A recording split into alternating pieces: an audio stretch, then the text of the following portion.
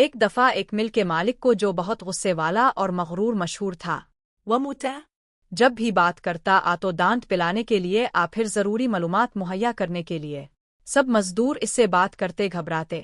ایک نیا مزدور مل میں آیا۔ اس نے جب مالک کے بارے میں باتیں سنی تو اس سے نہ رہا گیا۔ اس نے اپنے ساتھیوں سے کہا ہمیں مالک سے دوری نہیں بنا کر رکھنی چاہیے، ممکن ہے کہ اس کی طبیعت میں ہنسی مذاق شامل نہ ہو۔ اس مزدور کے بیٹے کی سالگرہ تھی اور اس مزدور نے اپنے بیٹے کی سالگرہ پر مالک کو بھی بلایا، وہ نہیں آیا۔ دوسرے دن مزدور نے مالک کے پاس آ کر بہت خوش اخلاقی سے کہا سر اب کل میرے بچے کی سالگرہ پر نہیں آئے، میں اب کے لیے کچھ لایا ہوں، کیا میں اب کو وہ دے سکتا ہوں؟ مالک نے سنجیدگی سے اس مزدور کو دیکھا اور بولا مجھے کسی چیز کی ضرورت نہیں۔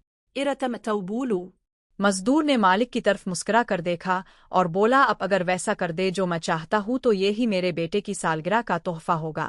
مالک کو حیرت ہوئی۔ اس نے مزدور سے پوچھا تم مجھے کیا دینا چاہتے ہو اور مجھ سے کیا کروانا چاہتے ہو؟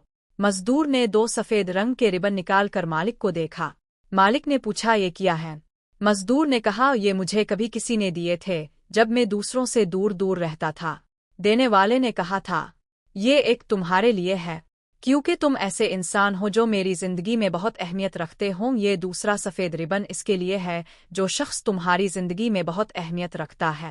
میں بھی یہ ایک ربن اب کے لیے لایا ہوں اور دوسرا اس کے لیے ہے جس سے اب اپنی زندگی میں سب سے زیادہ محبت کرتے ہیں، اہمیت دیتے ہیں۔ ربنا اجی اسدی مزدور کی بات سن کر مالک کو ہنسی آئی لیکن وہ سنجیدہ ہی رہا۔ اس نے مزدور کو ربن ہاتھ پر باندھنے کی اجازت دے دی۔ جو اتتا دوسرا ربن جب مزدور نے مالک کو دے دیا تو وہ سوچنے لگا ایسا کون سا انسان ہے جسے وہ سب سے زیادہ اہمیت دیتا ہے۔ یہاں تک کہ کام کا وقت ختم ہو گیا، وہ واپس گھر جا رہا تھا کہ راستے میں اسے اپنے بیٹے کا خیال آیا، جسے اپنی بیوی کے گزر جانے کے بعد مصروف ہونے کی وجہ سے بہت کم وقت دیتا تھا۔ جب بھی اس سے بات کرتا تو وہ آتو نصیحت ہوتی آخر دان۔ اس نے گھر داخل ہوتے ہی ربن جو اس کی کلائی پر تھا اتار دی۔